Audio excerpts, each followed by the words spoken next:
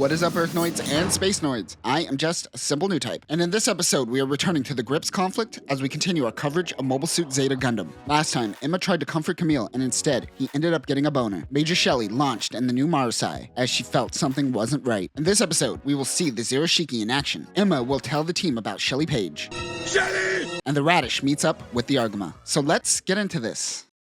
They are on their test flight. Shelly runs into an unknown ship. Jared informs her that no allies should be meeting with them, so she is certain it is an enemy. On the Radish, they have 120 seconds until they contact the enemy mobile suits. Hinken wants to send out the Nemo team, but they aren't experienced with these mobile suits, and they can't risk losing men here. Quattro will head out in the Zero Shiki. Back with Jamaicon, they have 2 minutes till the mobile suits loop around and make contact again. He sends out a laser signal and only picks up 5 of the mobile suits. It is only picking up the Hyzax, but not the Marasais. Jamaicon realizes that even the Titans are incompetent and worries that Shelly is going to yell at him. Ah! Shelly! Jared and Shelly realize they don't have laser comms up and running. Wayland and the Hyzac team are up and running, however. She knows this is Jamaicon's doing. Hinken reminds Quattro that as they accelerate out of the moon's orbit, it will be impossible to keep up, so he has about 30 seconds before they are taking off without him. He launches in the Zero Shiki. It goes zoom and ga as it launches. Shelly already instantly notices Quattro and confirms it is an enemy. Shelly fires her beam rifle. Quattro is barely able to dodge the attack. He says if he were in a Rick Diaz, he would be dead right now. This is starting to become his new favorite mobile suit. Shelly runs out of beam juice. Last time we learned that Anaheim Electronics doesn't ship products charged. They launched with barely any energy to begin with. She takes a Hyzax machine gun, but it isn't good enough at that range. The Hyzax retreat and inform Jamaicon of the situation. The retreating mobile suit team is in the line of fire, so Jamaicon can't support the Marasais. The Titans are on fire with the incompetence today. Shelly takes Jared's beam rifle and suggests that he retreat as well.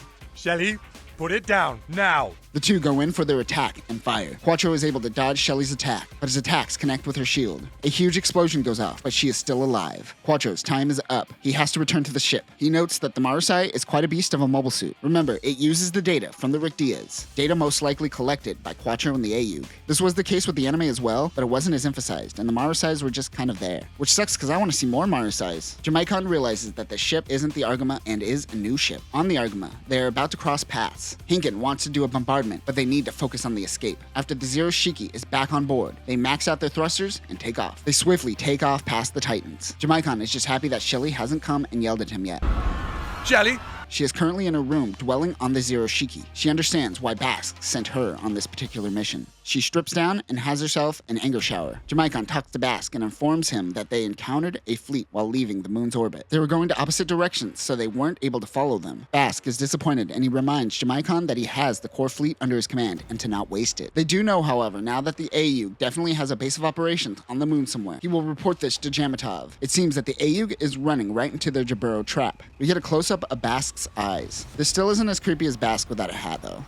Later, the Radish meets up with the Argama, and everyone is reunited again. In colonial orbital airspace, Jared and Shelly are running exercises. Jared keeps missing, but Shelly pushes him. He is already out of propellant, but Shelly has 3 times more than him. He is wasting some of his thrusters. They head back to the Alexandria to resupply and take a break. As they hydrate, Jared wonders why they are training so hard. He says that unlike competitive gymnastics, where there is always a second chance, this isn't the case in war. She reminds him of the loss of Layla and Kakrakan. They can't afford to lose, and as long as they live, they will continue to take the lives of their comrades. The Zero Shiki and Mark II come back from training. Camille is also amazed by Quattro's abilities with the new unit. It seems that Camille is feeling better since his boner incident. Emma wants to talk to Quattro. Camille tags along as they go to the briefing room. She tells the two about Shelly Page. She isn't close to her, but it is a person that Emma wants to avoid. Even though they weren't close, Shelly confided in Emma a few times. The Federation made a deal to expunge her gymnastic records, and she was brought in as a potential candidate for the RX program. Since her body began to change, she started growing out of gymnastics. Puberty is a bitch. She joined a special training program where out of 100, she was the only one who passed. The 1-year war broke out when she was 18. EFF put her on a big mission where they were to chase Caecilia into a shoal zone. But once they made it into the location, they realized the charts were off. They ran into a trap, but they continued on. Shelly was the only one to return alive. He threw it all under the rug and gave Shelly a promotion to lieutenant for keeping her mouth shut. Since that mission, she preferred getting results rather than following orders. Quattro wonders if they have a chance to bring her over to their side. Emma says absolutely not. She is not the type of person who is doing this for the greater good of EFF. She does this for the greater good of herself. She does it to push her own limits. The only way she would join is if the AUG were taken down by the Titans. But then it would be too late. At the residence of a Federation government admin official, a few other admins are also meeting. They want to stay on the Titans' good side for now. Zeon remnants are falling apart, and the AUG can't grow fast enough. They wonder about Melanie Hugh Carbine. Anaheim has a vested interest in the well-being of Spacenoids. They believe that even if AE funds the AUG, it will merely perpetuate the war and thus perpetuate their funds. The cowards are just concerned about siphoning as much money as possible. At Granada, Melanie is talking to Bask. Bask wants to mass-produce the Marasai, but he scoffs at the price. This panel most likely cuts off the total amount, but this is the closest we have gotten to an actual price of a mobile suit. Bask isn't having any of it, but Melanie informs him that this is a specialty unit and that the cost is reasonable for the parts. He simply orders 4 more units, which comes with maintenance and repairs for now. They also want to use the Gundam Mark II data to help with development. Bask says that he is pretty sure that the AE has their hands on their stolen Mark II unit, but he will ignore that for now. After the call, Bask sends in the leader of a new team from Compay Island. It happens to be Yazan Gable. Bask commands him to track down the new AUG ship. In remote space, the Radish and the Argama dock with Levi and Rose. Bright meets with Captain Johannes. I thought this was Madchar at first, but it is someone else. Also, he wasn't a part of Anaheim Electronics. He was just an AUG member. Standing next to Johannes is Emery Ounce, who is both AUG and AE. She doesn't make her appearance in the anime until Double Zeta, but this manga expands upon her story. She gives Bright a tour of the ship. As Quattro leaves Blex's quarters, he runs into Wong Li. Wong wants Quattro to start making moves on Jaburo, or they will start pulling their funding. He says then they will never finish Zeta Gundam. Quattro says he will make plans for an operation. In the hangar, Camille is looking inside the Zero Shiki when Sumari comes over and asks what he thinks of the mobile suit. She was a part of the development staff for the Zero Shiki, and Camille offends her by saying she looks young. She was told by the captain that Camille will be the pilot of the new Zeta Gundam, but now she isn't going to tell him anything. Emma notes that he is only good at piloting mobile suits and sucks at everything else. A guy comes over and plans on repainting the Gundam Mark IIs. Quattro tells Rekoa that Kuraba doesn't plan on helping the AUG with the operation on Jaburo. They don't believe that it is currently EFF HQ anymore, and don't want to risk it without any data. Quattro agrees and doesn't like that they are going in blind. Rekoa says that she will head to the Earth to do some recon. While on Earth, she also wants to investigate records of Amado Ray. She thinks that Bright might have a lead.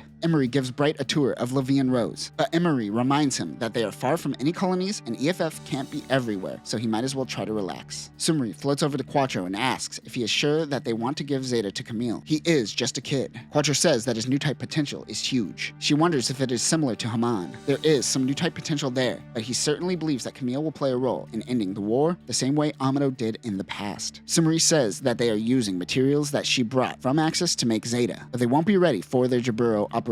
They also have 10 new Nemos, but they don't have enough pilots. Quattro thinks it is time to make a visit to Ambrosia. If you followed our coverage of Char's deleted affair, Ambrosia plays a huge role as an outpost for Zeon remnants and a proxy to Axis. Sumari will tag along. As Sumari and Quattro head out, he informs Camille that Rekoa is also going to be leaving for a mission and that he recommends that he say goodbye to her. Sumari teases and says that they are seeing Quattro's former lover. Rekoa is prepping the Hosinka. It is a single-seater atmospheric entry capsule. We didn't talk about it in the anime because there's nothing really more to it. Camille is concerned for Rekoa's route and plots something, as she still has 4 hours until launch. Emma, Emery, and Bright are having a meal. They're concerned about Fa, as she hasn't been around. Emma says that she will talk to her, but Bright also wants to know if Emma wants to be the leader of the Radish's mobile suit team. They are all green and they need a competent pilot. Emma is concerned that Hinken doesn't trust her. That is when Camille comes in. He convinces the captain to allow Camille to join Rekoa to the release point. He has taken a Nemo with him. It seems Camille is feeling like himself again. Meanwhile, on the Alexandria-class ship, Luxor, Yazan is talking to Bask. He wants an older mobile suit, but Bask just produced the Marasais. Bask says that if he proves himself with these units, then he will get whatever he wants. Yazan goes to receive the new units from Anaheim Electronics.